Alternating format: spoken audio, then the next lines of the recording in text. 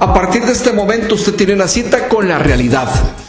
Todos los jueves a las 6 de la tarde por su canal preferido. Usted disfruta el análisis de los temas más importantes que suceden en nuestro país, en el campo político, económico, social y cultural, en la compañía de nuestros invitados.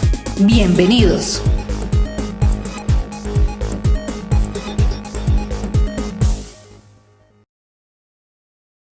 Por ley, los ministros de Hacienda año a año tienen que entregar un informe de labores al Congreso. Esta es una decisión que tomaron los legisladores a través de una ley que se aprobó hace poco y que, bueno, por primera vez se da esta situación de que el ministro de Hacienda de turno, del gobierno de turno, año con año tenga que brindar un informe de el estado en que se encuentra el país en materia macroeconómica. Es por eso que el ministro Nogue Acosta, bueno, pues se hizo presente al Congreso el pasado lunes para explicar, bueno, algunos datos macroeconómicos a los señores diputados. Según expresó el ministro, los números son alentadores. Los objetivos se alcanzan más allá de lo que pide el propio Fondo Monetario Internacional, de manera tal de que, bueno, pues considera que las cosas se hacen bien. Veamos. Y ustedes lograron hacer el cambio importante que significó la aprobación de los eurobonos. Tal vez nos detenemos ahí. El segundo tema importante fueron el acuerdo con el Fondo Monetario Internacional. ¿Por qué es importante el acuerdo con el Fondo Monetario Internacional? Porque estábamos obligados a cumplir una serie de metas cuantitativas. Y esas metas cuantitativas estaban basadas en un tema importante. 0.75 del PIB debía haber sido recaudado a través de aumentos de los impuestos, cosa que no se hizo. Y ahí nosotros cumplimos con las metas a pesar de no tener esos recursos y se lo explicamos al fondo, porque le explicamos al fondo que políticamente era inviable aprobar nuevos impuestos. El siguiente tema que es importante señalar ahí es el tema de la regla fiscal. ¿Qué fue lo que hicimos en el momento en el cual ingresamos al puesto? Cambiar la forma en la cual estaba establecida la regla. Estaba sobre el monto de vengado y eso hacía que estranguláramos el gasto público. Ahí el cambio fue pasar al presupuestado.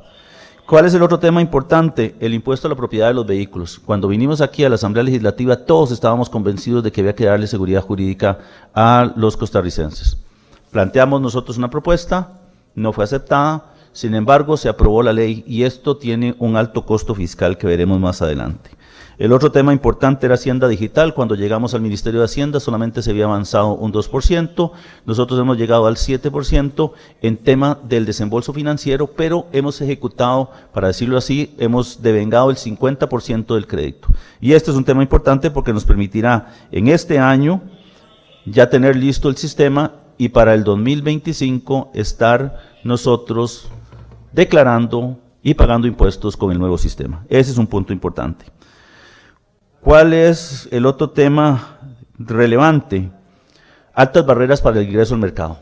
Estamos trabajando arduamente para tratar de evolucionar de un mercado de corto plazo, caro y con poco volumen, a un mercado más amplio con apertura del mercado de deuda. Y eso lo aprobaron ustedes. Y ahí yo creo que es importante señalar la necesidad de lo que hemos venido haciendo. ¿Y en qué se transformó este esfuerzo?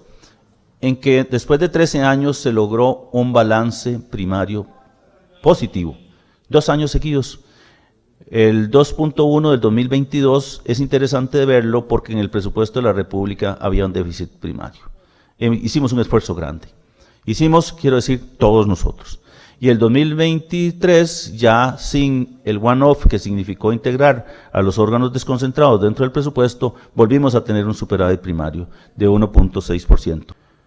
Esto era el panorama que enfrentamos cuando llegamos nosotros. Según el marco fiscal de mediano plazo del 2022 al 2027, el 2022 tendríamos una relación deuda-PIB del 68.9% y el 2023 un 68%. Las acciones tomadas a nivel de gobierno permitieron que eso se transformara en una relación deuda-PIB del 63% en el 2022 y del 61.1% en el 2023. ¿Qué significa eso? Hemos hecho el trabajo. Pero no solamente aquí es importante señalar esto, es cómo nos vamos desempeñando. La deuda del gobierno central en el 2022 era de 28.2 billones de colones. En el 2023 es de 28.7 billones de colones, 8 billones de colones. Eso significa un crecimiento del 1.9%. En este periodo de tiempo, el PIB creció un 5%. Eso es la reducción del 1.9% en la relación deuda-PIB. ¿Y qué es el otro tema importante? Si ustedes pueden ver esta gráfica, en el 2018 el saldo de caja al cierre del 2020, de ese mismo año fue de 5.922 millones de colones y 16 millones de dólares. ¿Por qué muestro esta gráfica? Porque es fundamental para la salud fiscal el tener un prefondeo. 103.000 millones de dólares en el 2019, 756 millones de dólares. En el 2020, 29.104 millones, 10 millones de dólares. A diferencia de esos años, si ustedes pueden ver, nosotros hemos logrado tener una amplia caja para poder hacerle frente a los vencimientos. 2023, 127.000 millones de colones y 1.500 millones de dólares. ¿Por qué es importante esto? Porque necesitamos tener la flexibilidad de poder no captar en el mercado en las condiciones que nos lo ponga. Si tenemos un si tenemos un saldo de caja muy limitado, vamos a vernos enfrentados a la necesidad de pagar las tasas que el mercado nos demande. Hoy tenemos una mejor oportunidad de hacerlo. Voy a decirles, hoy en la subasta que se hace los lunes, captamos los recursos del mes. Y un tema fundamental, salimos a colocar a 20 años plazo, cosa que no existía en el mercado local. Necesitamos ir creando las condiciones necesarias para tener un mercado financiero mucho más profundo, mucho más robusto y sobre todo que se enfoque en algo que es importante, que el plazo no es relevante sino la liquidez del mismo mercado. Y aquí quiero mostrarles el reto del 2024. A enero hay que pagar, bueno, ya pagamos casi 500.000 millones de colones. En febrero, 550.000 millones de colones. Pero enfóquense ustedes en junio del 2024. Ese fue una emisión del 2019 que nos va a obligar a pagar 700.000 millones de colones. Y aquí, entonces, tenemos que ponernos a pensar de cuál es una gestión efectiva de caja. Eso es lo que estamos haciendo.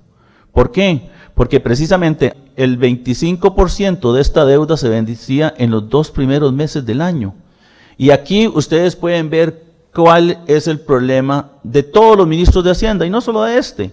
Yo espero que los demás ministros de Hacienda no tengan el mismo problema. El 60% de la deuda se vence en los próximos 6 años. Esos picos que ustedes ven en 2024, 2025 y 2026, normalmente nuestro mercado lo va pasando 5 años hacia adelante. Entonces estaríamos llenando 2029 y esto se iría convirtiendo en una ola terriblemente grande. ¿Cuál es lo que hemos venido haciendo? Tratando de alargar el plazo de la deuda. Por eso salimos al mercado internacional a colocar a 30 años plazo. Por eso sacamos la emisión de un título a 20 años plazo. Es importante hacer una distribución adecuada y no tener la presión que tendrá el gobierno en el 2026 con los vencimientos que tienen ustedes, en donde hay que ir al mercado a recoger más o menos 4.5 billones de colones. Y aquí quiero señalar las metas que nos impusieron o nos impusimos nosotros con el Fondo Monetario Internacional. En todos los casos hemos cumplido. La única diferencia es en la deuda, en el observado en enero-diciembre. Nos pasamos alrededor de un poquito menos de 1.000 millones de colones.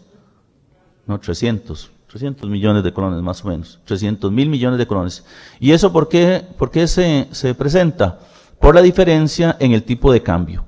Aquí hay que aclarar que el tipo de cambio con el cual el Fondo Monetario Internacional mide el saldo de la deuda es con un tipo de cambio de 635 y no el que prevalece en el mercado. Y eso es la razón por la que estamos un poco fasados. Y aquí yo quiero señalar algo bien importante. La responsabilidad fiscal rinde frutos. Nosotros tenemos una acción que ha sido reconocida no solamente en el medio local, sino también a nivel internacional. Lo dice JP Morgan, lo dice Fitch, lo dice Moody's, lo dice diferentes calificadoras que nos dan a nosotros una oportunidad de mejorar el perfil de nuestra deuda. Y aquí no solamente es importante lo que hacemos para efectos del gobierno, también esta nota que ponen o esta calificación se aplica al mercado, se aplica a los bancos, se aplica al ICE, se aplica al INS. Y esto es un tema importante porque mejora la perspectiva de nuestras empresas. Y aquí ustedes pueden ver el recorrido. En mayo del 2022, Fitch nos catalogaba como B, Standard & Poor's B, Moody's B2. A febrero del 2024, Fitch nos cataloga como BB, Standard & Poor's como BB- y Moody's B1. En el caso de Fitch, estamos a 2 escalones de ser grado de inversión. Y tal vez ese es el tema más importante, porque vamos a tener la oportunidad de mejorar el perfil de nuestra deuda. Si ustedes pueden ver este gráfico, a partir de agosto del 2022, consistentemente el ENVI de Costa Rica está por debajo del ENVI global y del ENVI de Latinoamérica. Consistentemente. Y esto significa que nuestra deuda tiene un mejor perfil que incluso a otros países que tienen grado de inversión. ¿En qué se ha traducido eso para el mercado local? De una tasa en enero del 2023 de 9.84 a 5 años plazo, que realmente es alta, pasamos una de 6.48 a diciembre del 2023. Son 336 puntos base menos. Y esto tiene dos condiciones importantes. No solamente es más barato, sino que nos permitió que se abaratara el costo de los recursos para los demás participantes que llegan al mercado. Ahí es donde efectivamente el Ministerio de Hacienda tiene una incidencia importante. En el caso de los dólares, bajó 82 puntos base. ¿Hacia dónde debe ir la política fiscal? Ya lo dijimos nosotros. En mayo del 2023 presentamos la estrategia Hacienda en Acción, trazando la prosperidad fiscal, que se basaba en la contención y reducción del gasto público, en un plan de financiamiento a largo plazo y en un sistema tributario más equitativo y más eficaz. Todo enmarcado dentro del proyecto de Hacienda Digital y con el acuerdo del Fondo Monetario Internacional. De los proyectos que se presentaron, se aprobaron 4 leyes: la emisión de eurobonos, diferentes proyectos y por último estamos en la fase final de redacción o consulta de la venta del BCR, de la venta del Visa y de la reforma constitucional. Y no se ha aprobado el 23.761, que era la propuesta que habíamos hecho nosotros en relación con el impuesto a la propiedad de los vehículos. ¿Cuál es el tema relevante hoy? El punto 3, la responsabilidad fiscal. Y el Ministerio de Hacienda no tiene el monopolio de la responsabilidad fiscal. Y aquí yo quiero llamar la atención de que las decisiones que se tomen en este plenario legislativo tienen fuertes implicaciones desde el punto de vista de las finanzas públicas. Entre mayo del 2022 y diciembre del 2023 se presentaron 13 proyectos de ley para reformar la regla fiscal y todavía faltan. Y eso tiene impacto desde el punto de vista del control del gasto. Además, hay más o menos 37 proyectos en la Asamblea Legislativa que buscan crear una exoneración o una reducción de la recaudación. Y veamos el ejemplo, los diferentes ejemplos. El expediente 23.581 que se transformó en la ley 10.381. Esa ley le restó la capacidad al Ministerio de Hacienda de recaudar aproximadamente 9.000 millones de colones al año. El expediente 23.477 que se transformó en la ley 10.390, el impuesto a la propiedad de los vehículos, le restó al Ministerio de Hacienda 68.000 millones de colones. Y no se lo restó al Ministerio de Hacienda únicamente, se lo restó a la capacidad del gobierno de cubrir los gastos que hoy la sociedad demanda. Pero voy a decirles que hay 2 proyectos que nos preocupan sensiblemente. El expediente 23.631, que exonera del impuesto al valor agregado todos los aparatos que tengan que ver con telecomunicaciones, con Internet. Ese proyecto le puede costar al Estado 143.000 millones de colones. Y también hay un proyecto en la Asamblea Legislativa que tiene que ver con la Cruz Roja. Resulta que la mitad de los señores y las señoras diputados lo firmaron.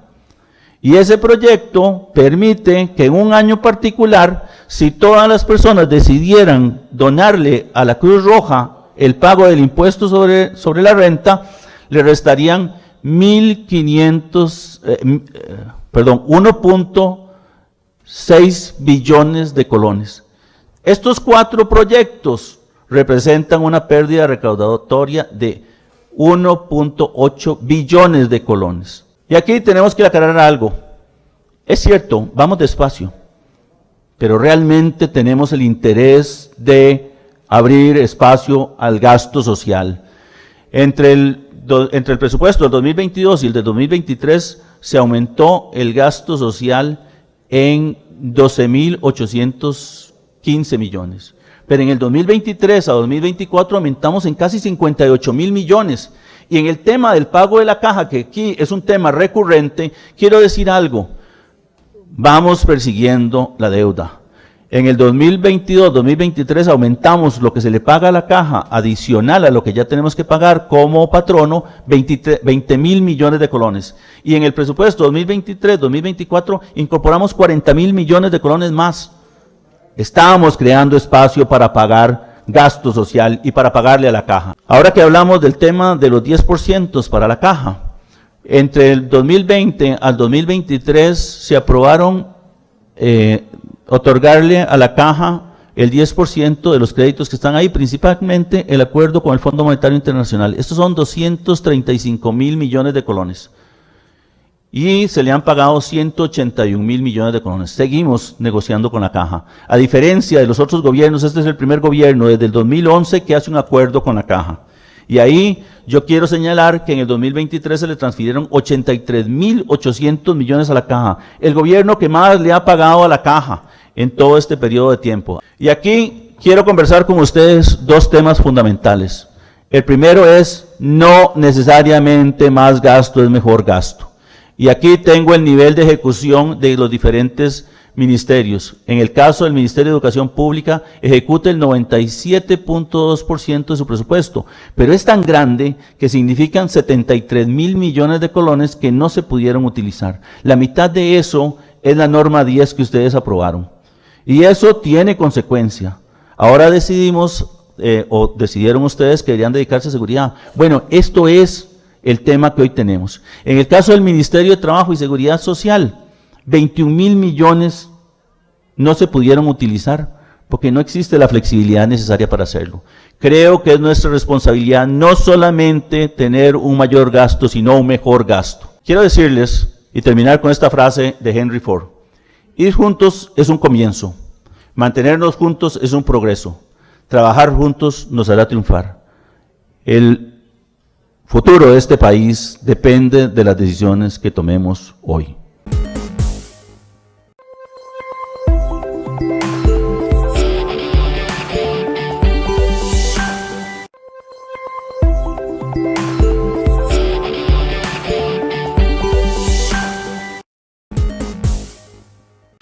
Noé Costa expresó números positivos en materia macroeconómica para el país. Un déficit fiscal controlado y, bueno, pues objetivos que se alcanzan más allá de lo que pide el Fondo Monetario Internacional. Eso fue lo que llegó diciendo al Congreso. Sin embargo, el país y obviamente los diputados de oposición alegan de que muchos de estos objetivos que el gobierno alcanza es a costas, a los hombros o a las espaldas de las clases más desposeídas y sobre todo del sector social. Es por eso que las quejas arrancan o inician desde los programas que se han estancado como Avancemos o como los Secudes, así como también la propia Caja Costarricense del Seguro Social, donde se ha cuestionado el tipo de inversión que se hace en materia de salud y el servicio que se presta sobre todo en emergencias, en cirugías y en citas con especialistas. En este día quisiéramos hacer una referencia de la Caja del Seguro Social como una entidad que protege los intereses fundamentales de la ciudadanía en el tema salud.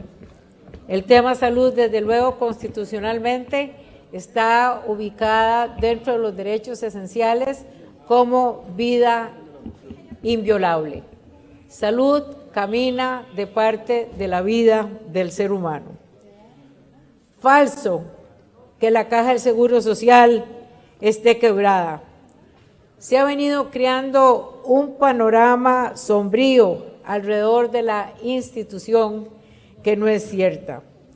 La infraestructura hospitalaria, en efecto, no responde a las necesidades de la población. Está el tema del Hospital de Cartago, el Hospital de Limón, y faltan por lo menos 400 EVAIS para solucionar las listas de espera. Eso es cierto, pero la Caja no está quebrada. La Caja le reportó a la Contraloría General de la República un superávit en los seguros de salud y seguro de invalidez, vejez y muerte. Son billones, miles de millones, 790 billones de colones en seguro de salud. Esto es en una información muy aterrizada que hizo don Álvaro Ramos sobre este tema en particular. De la mayor importancia es informar que los hospitales y clínicas trabajan en medio de necesidades que atentan contra el derecho a la salud y a la vida de los pacientes. De acuerdo con la Organización Mundial de la Salud, 23 médicos por cada 10,000 habitantes, la Caja del Seguro Social tiene de 10 a 17 por cada 10,000. En materia de camas, según la Organización Mundial de la Salud, hay 290 camas por cada 100,000 habitantes. En Costa Rica, la Caja del Seguro Social tiene 107 camas por cada 100,000 habitantes. La OMS establece que hay un psiquiatra por cada 10,000 habitantes. En la Caja del Seguro Social hay un psiquiatra por cada 47, por cada 142 pacientes. Recientemente, el Sindicato Nacional de Enfermería denunció que los servicios de urgencia en 10 hospitales se encuentran colapsados. En San Carlos, en Grecia, en Alajuela, La Lección, Liberia, Pérez Celedón y en el San Juan de Dios. Basta con observar las publicaciones que hace la prensa al respecto. Tremenda impresión es ver personas en el piso, en camillas en los pasillos, quejándose de sus dolores y esperando 1 o 2 noches que los atiendan cuando están seriamente enfermos. Hay que recordar que el pasado martes la Junta Directiva de la Caja declara emergencia institucional el colapso en los servicios de emergencia. Va a utilizar, dice, 1,147 plazas que se crearon del COVID-19. Hace 2 años que terminó el COVID-19 y están todavía sin utilizar esas plazas. Las van a ocupar hasta ahora, 2 años después. El SINAE ha indicado con toda claridad que el recurso humano es insuficiente para cubrir la demanda con tiempo extraordinario debido al agotamiento del personal de salud. Señoras y señores diputados, esto hay que defender. A la Caja hay que defenderla.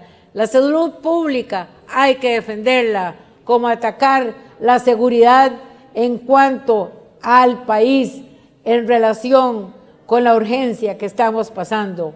Costa Rica está colapsada. Bueno, y es que mientras algunos piden hospital nuevo como en Cartago, en Heredia piden una torre o más personal para eventualmente poder atender a las personas en emergencias, la Caja lo que hace es que declara emergencia en atención de salud de los servicios de emergencias. Dice que utilizará por 6 meses temporalmente un presupuesto que tenía del COVID para contratar a más médicos, pero de atención o mejora de las emergencias a través de un financiamiento que permita comprar más equipo, contratar más personal o construir más edificaciones. De eso se habla poco. El grito al cielo lo presenta la diputada Olga Morera, de Nueva República, sobre la situación que vive, por ejemplo, el hospital de Alajuela. La salud es un servicio que no puede esperar. Ningún ser humano merece que en medio de un quebrantamiento de salud, tener que esperar por atención médica, durmiendo en el suelo, en confinamiento y arriesgándose a empeorar su situación. Sabiendo la importancia de la salud en nuestro país y siendo Alajuela la segunda provincia con mayor crecimiento poblacional, urge la ampliación del hospital para atender a toda la población, tanto la del cantón como la de emergencias del Aeropuerto Internacional Juan Santamaría, de control de drogas, de la población penitenciaria, de los accidentes de la General Cañas y de la Ruta 27, y el soporte a todo el occidente de Alajuela. El colapso que enfrenta el hospital es serio, sobre todo el servicio de emergencias. Es una situación que ha sufrido los usuarios desde hace mucho tiempo. Desde el año pasado he realizado esfuerzos para buscar soluciones concretas en coordinación con la directora del hospital, el director regional y los funcionarios tanto de la Caja Costarricense del Seguro Social como del Ministerio de Justicia y Paz. La situación de este hospital se la expuse a la presidenta de la Caja y a la ministra de la Presidencia. Dada la información recibida y la gravedad del asunto, se han articulado esfuerzos de diferentes instituciones para dos opciones concretas. La primera, la ampliación del Hospital San Rafael, el cual ya cuenta con la viabilidad financiera y solo falta el aval de la Dirección de Infraestructura de la Caja Costarricense del Seguro Social.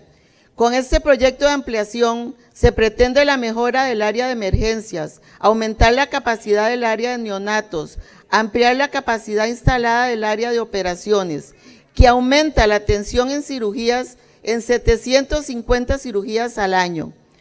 Lo mismo con la unidad de cuidado crítico y cuidados intermedios, que duplicará la capacidad de atención actual. La segunda acción es reforzar la apertura del módulo de internamiento de baja complejidad en el CAI Terrazas en el complejo penitenciario conocido como La Reforma, para que los reclusos puedan recibir atención primaria sin necesidad de ser trasladados al hospital de Alajuela. He trabajado y sigo trabajando para mejorar la calidad de vida de los alajuelenses y los costarricenses. El Hospital San Rafael en los últimos días ha sido noticia por el colapso, su condición de alarma en rojo y la necesidad urgente de una ampliación. Agradezco a los diputados de diferentes fracciones, instituciones públicas y el gobierno que han ido sumando a este esfuerzo para que podamos lograr en el corto plazo y de manera eficiente que el Hospital San Rafael de Alajuela sea un lugar idóneo para la atención de la salud de la ciudadanía.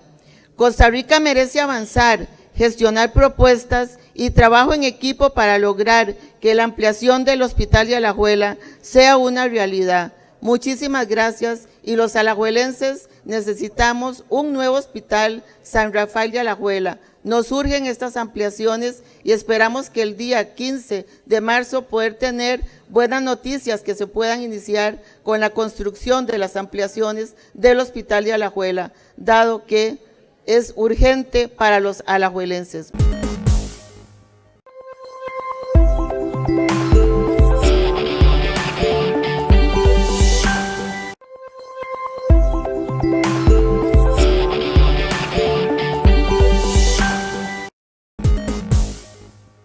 Bueno, y aparte del sacrificio de la parte social, que el gobierno pues prácticamente la deja abandonada para ver cómo respira un poco en materia de obligaciones tributarias.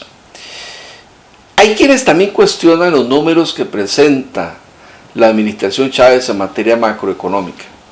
Este es el caso del diputado Gilberto Campos del Partido Liberal Progresista, quien dice que, bueno, pues estos números en algunos aspectos, en algunas cosas se contradicen entre sí. Pues mientras se menciona que se está muy bien en ciertos aspectos, en algunos índices, cuando se contrastan los números, pues las cuentas no cierran o no dan. Y pareciera que esto es un engaño. Sobre todo si eventualmente se puede cuestionar un poco el tipo de cambio de la moneda, o si eventualmente nos damos cuenta que lo que estamos haciendo simplemente es reconvertir deuda. Veamos. Por supuesto, y uno no puede obviar que desde el punto de vista macroeconómico las cifras son alentadoras. Pero no puede uno evitar pensar cuál es el lazo, la conexión que existe entre el impulso que le da el gobierno a esa política de grandes datos versus, por ejemplo, lo que señala el informe de política monetaria del Banco Central, en donde señala que de 2018 a 2022 hay 5.963 empresas cerradas por año.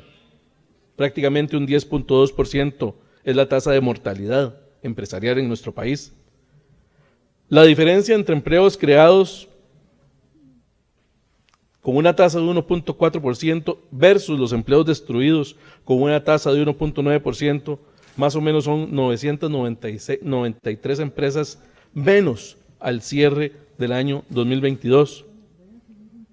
Todavía tenemos tasas de empleo anteriores a la crisis del COVID, anteriores a pandemia, en donde, por ejemplo, la ocupación de trabajadores con edades entre los 15 y 25 años o 60 años o más están por debajo de los niveles registrados previos a la pandemia.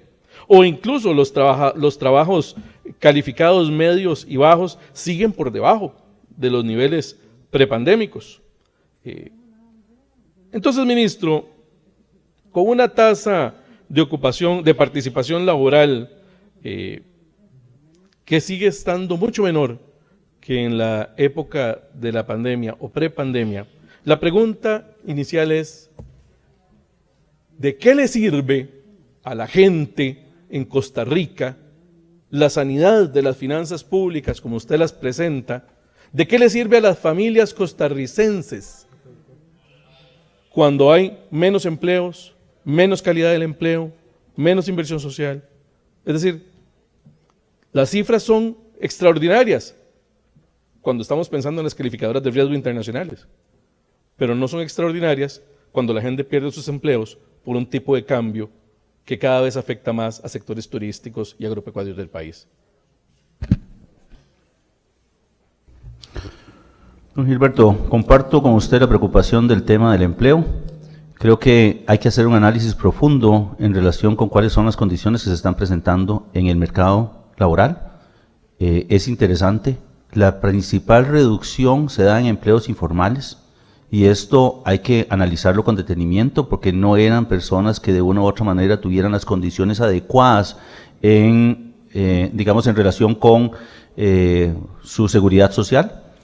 El segundo tema que yo sí creo que es relevante acá es que a lo largo de la historia un déficit fiscal creciente ha implicado una presión inflacionaria importante y en ese caso creo que nosotros hemos logrado darle una estabilidad a las finanzas públicas y quitar presión sobre los precios, quitar presión sobre el mercado financiero, disminuir las tasas a las cuales se enfrentan las empresas a la hora de salir al mercado a captar recursos. Ministro, desde nuestra perspectiva, una política fiscal eficiente es evitar tener dos Costa Ricas. Hoy tenemos dos Costa Ricas.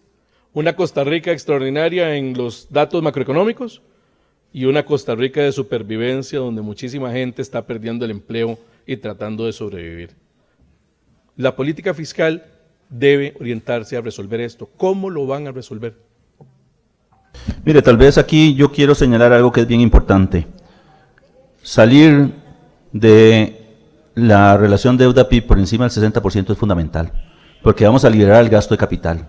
Y tal vez es el elemento básico que tenemos que tomar nosotros como país. No es una decisión única y exclusivamente del Ministerio de Hacienda, es una decisión de todos los que están acá, porque en el momento en el cual se toman decisiones acá, le restamos capacidad del gobierno de salir de esa relación.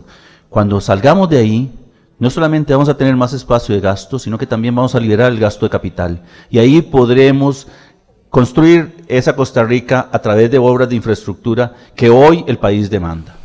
Más crítico fue el diputado Eli Feinza, quien también es economista, legislador del Partido de Liberal Progresista, el movimiento Partido Liberal Progresista, don Eli Feiza dice que en realidad él no ve logros en materia macroeconómica de este gobierno, que en realidad lo que es manipulación de números.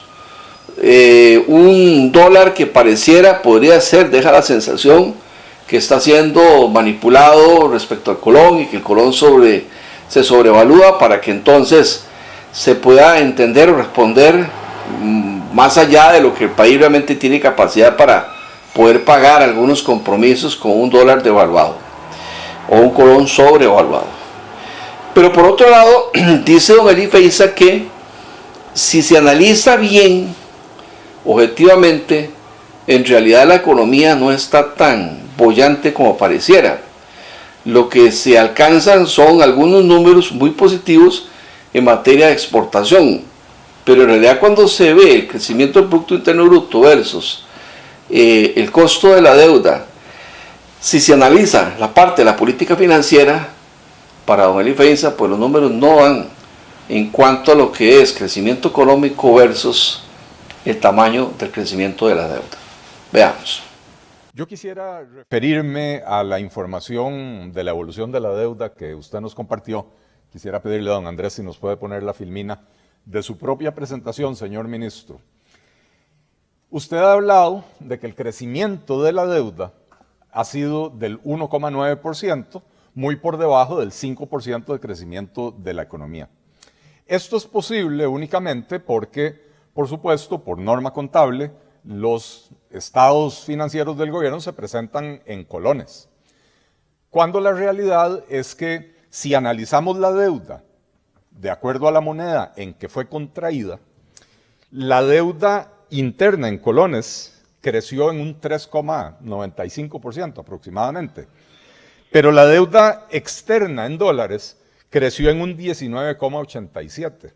Y la deuda externa en otras monedas, que no son el dólar, creció en un 15,98%. Entonces, si yo hago el ejercicio contrario al que usted hizo, usted lo que hizo fue expresar todas las deudas en colones. Si yo hago el ejercicio contrario, que es el de expresar todas las deudas en dólares, resulta que la deuda interna costarricense en colones creció en un 18,50 cuando la expresamos en dólares, 18,5%. Y entonces tenemos que las principales deudas del país, la deuda interna expresada en dólares creció en un 18,5%, la deuda externa en dólares creció en un 19,87% y la deuda externa en otras monedas también expresada en dólares creció en un 15,98%. Yo le hice a usted la observación el otro día en la Comisión de Asuntos Hacendarios, porque el tipo de cambio vigente al último día de diciembre, que es con base en el cual se hacen los reportes, no nos da una perspectiva de lo que va a necesitar enfrentar el gobierno en términos de pago de la deuda, porque más del 55% de la deuda está contraído a más de 5 años plazo. El tipo de cambio de hoy no nos dice nada de cuánto vamos a tener que pagar dentro de 5 años. De hecho, el tipo de cambio utilizado a diciembre del 2023 fue de 523 colones y centavos. El tipo de cambio vigente a diciembre del 2022 fue de 597 y centavos. Hay una diferencia de 74 colones. Entonces, claro, cuando usted agarra el stock de la deuda en dólares, que creció en 2.159 millones de dólares, pero cuando lo convierte a colones, a usted le da que la deuda externa costarricense en dólares decreció.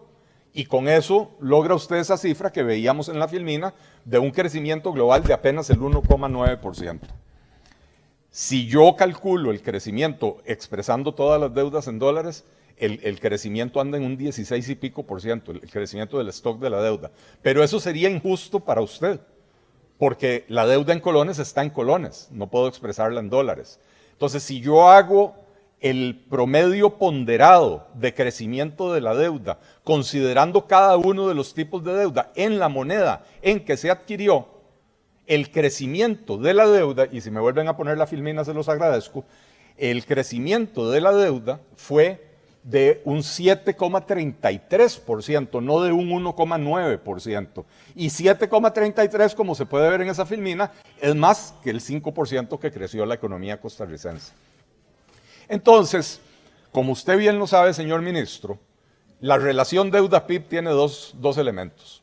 En el numerador, que es donde tenemos el monto de la deuda, usted tiene un monto de deuda artificialmente disminuido porque está valorando la deuda en dólares a un tipo de cambio 74 colones más bajo.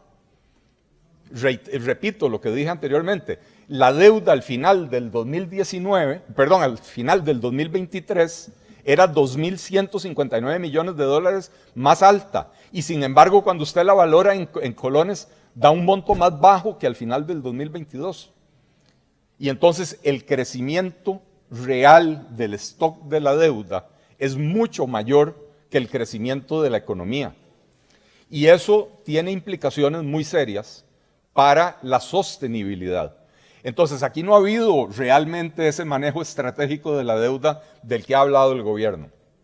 No lo ha habido. Aquí lo que ha habido fue, no sé si es un golpe de suerte o si es manipulación del tipo de cambio para poder mostrar una cifra de crecimiento de la deuda como la que se mostró ahí, de un crecimiento de apenas el 1,9%, con lo cual logran reducir la relación deuda-PIB al 61,1%, y entonces en el año 2024 todo lo que ustedes tienen que hacer es permitir que el tipo de cambio siga cayendo, sin que haya ningún cambio en la deuda, vamos a bajar por debajo del 60%. Y me parece que ese es el objetivo de ustedes, el 60% en la relación deuda-PIB para soltar las amarras del gasto público. Y eso es muy peligroso, insisto, porque el país va a quedar más endeudado que antes. En el momento en que el tipo de cambio vuelva a subir, el bejuco que tiene amarrado el país es enorme y es insostenible. Y eso quiere decir que no podemos permitir que el país se siga endeudando como se ha venido endeudando en este último año.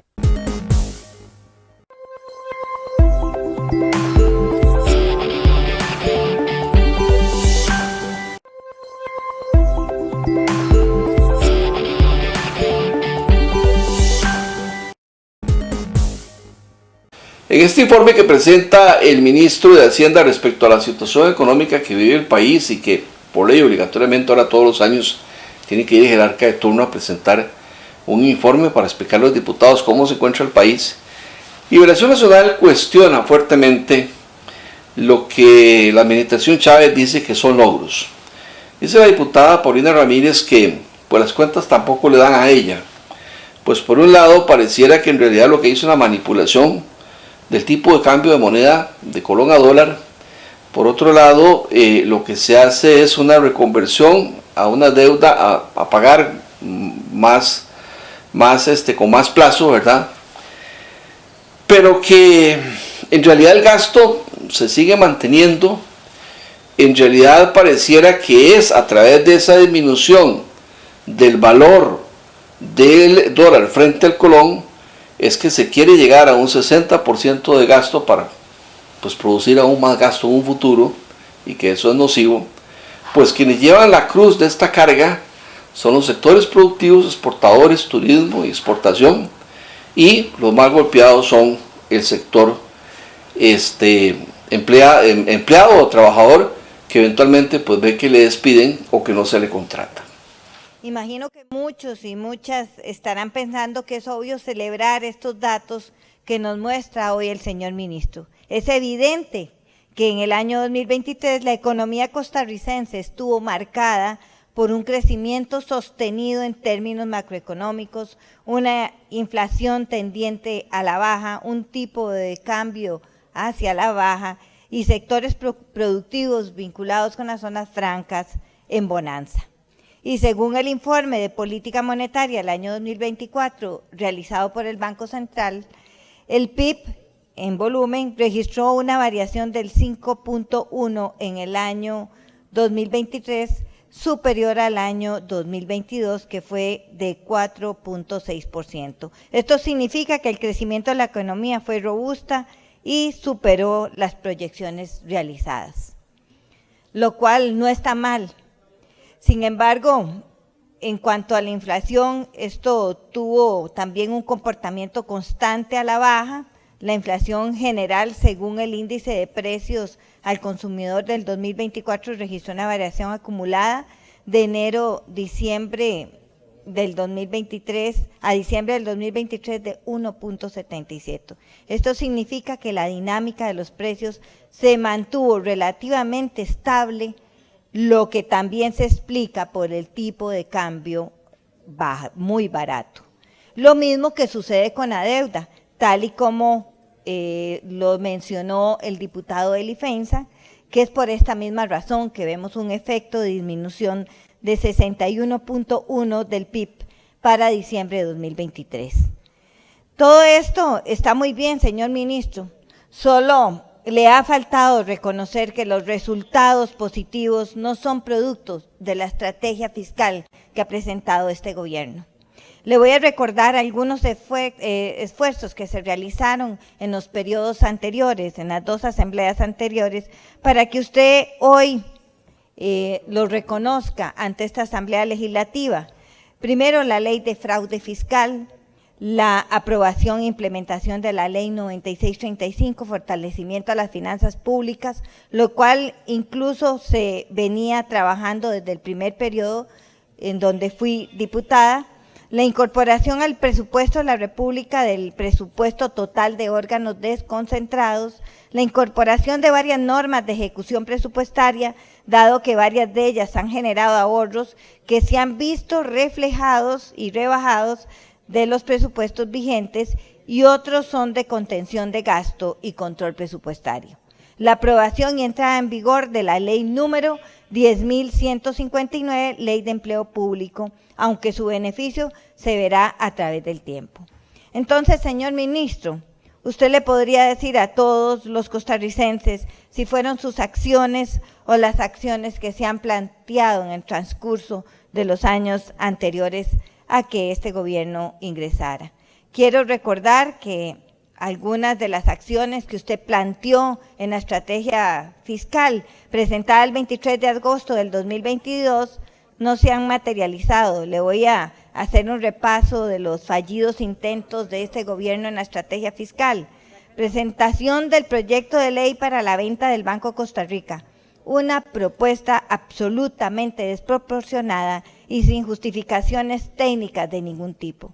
Presentación de 5 proyectos de ley estrella de la ruta fiscal, el 23.759, 23.760, 23.761, 23.762 y 23.763. Todos los proyectos presentaron deficiencias importantes y no ha habido acercamientos por parte del Ministerio de Hacienda y del Gobierno Central para realizar un análisis exhaustivo junto con los diputados y las diputadas para socializar cada uno de los proyectos para poder ser impulsados.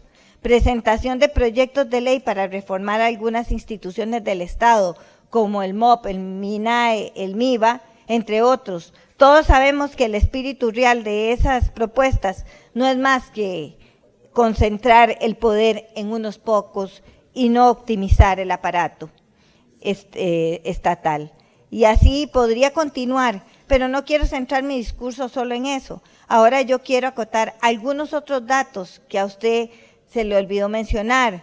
Según el índice de precios del consumidor de diciembre de 2023, los precios son un 9.46% mayores ahora que en diciembre de 2020. Esto quiere decir que el país es relativamente más caro hoy que hace 3 años. Y por otro lado, las desigualdades cada vez son mayores y no se percibe en la población esta mejoría en los datos macroeconómicos. Cada vez vemos mayor pobreza y mayor necesidad en la población costarricense.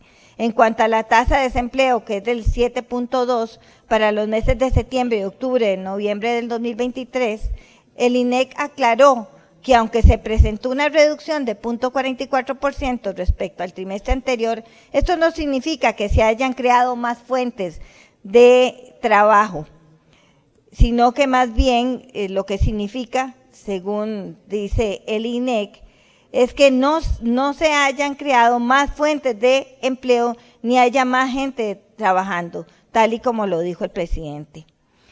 Muchas personas desistieron de seguir buscando trabajo, los cuales aproximadamente el 60% son mujeres.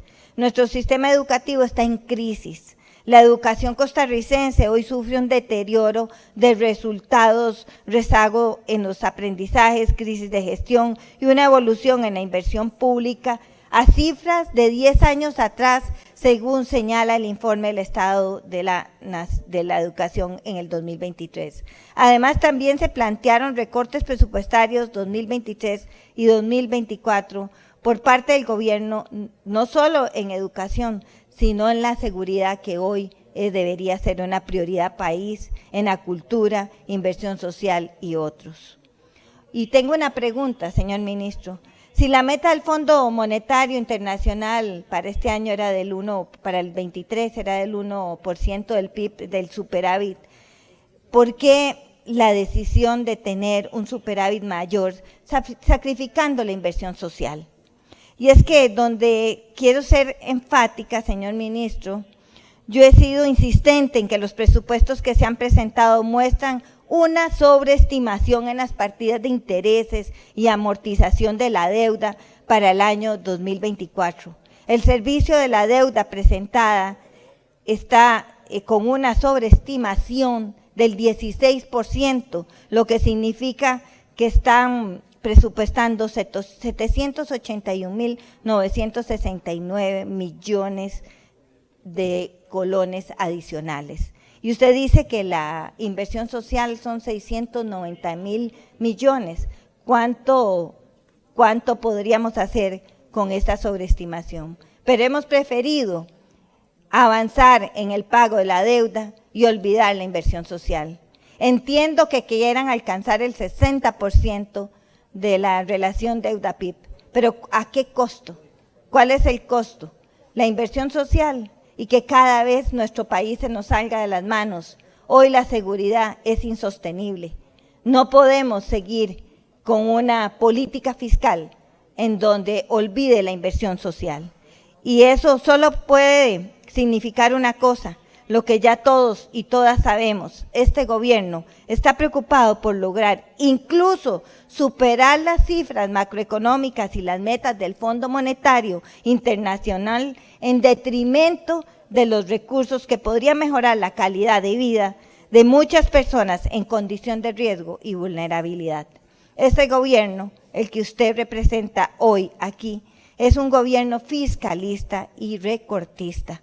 A Costa Rica, ¿de qué ha sido todo este despegue, de qué le ha servido todo este despegue en los datos macroeconómicos? A costa de la inversión social y de las poblaciones más vulnerables. No lo digo yo, lo dice el informe del Estado de la Nación del 2023, el cual destacó que la contención del gasto público y la austeridad fiscal en años recientes ha erosionado el financiamiento de la política social. El informe además señaló que los recortes de la inversión social pública entre el 2021 y el 2023 se dan en tres principales funciones sociales del Estado: educación, protección social y salud. Esta tendencia es una amenaza que afecta directamente las oportunidades y los servicios que accede la población más vulnerable. La inestabilidad de la política social se traduce en la pérdida de la calidad de vida y pocas posibilidades de que mejoren las condiciones de estas poblaciones. Es que cuando alcancemos ese 60% de relación deuda-PIB, ya estas poblaciones no van a poder tener la posibilidad de recuperarse. Es claro que la inversión social no es una prioridad. De hecho, quiero detenerme aquí para hacerle una pregunta. El Fondo Monetario Internacional ha dicho que las políticas fiscales más restrictivas necesitan de redes de protección social mejor focalizadas hacia las poblaciones vulnerables, e incluso han llamado la atención sobre la disminución en la cobertura de los programas sociales. El país ha cumplido con las metas de inversión social establecidas por el Fondo Monetario Internacional. ¿Qué ha dicho el Fondo Monetario sobre esto cuando evalúan la situación de Costa Rica. Es realmente lamentable que pretendamos celebrar los resultados positivos en términos macroeconómicos sin saber lo que hay detrás de ello. Yo siempre he insistido en la sostenibilidad fiscal y el cuidado de las finanzas públicas, y lo he demostrado durante mi carrera en la Asamblea Legislativa. Pero no puedo celebrar estas cifras porque sé que son los sectores más vulnerables los que están sufriendo las consecuencias por correr y superar las metas que están establecidas, sin hacer los equilibrios entre lo fiscal y lo social. Quiero terminar mi intervención mencionándole otros datos, don Nogui, para que reflexione cuando esté en su oficina firmando el próximo presupuesto que vaya a presentar ante la Asamblea Legislativa. 1,000 familias perdieron la opción de casa por la decisión del Ministerio de Hacienda de no transferir 10,000 millones al Bambi.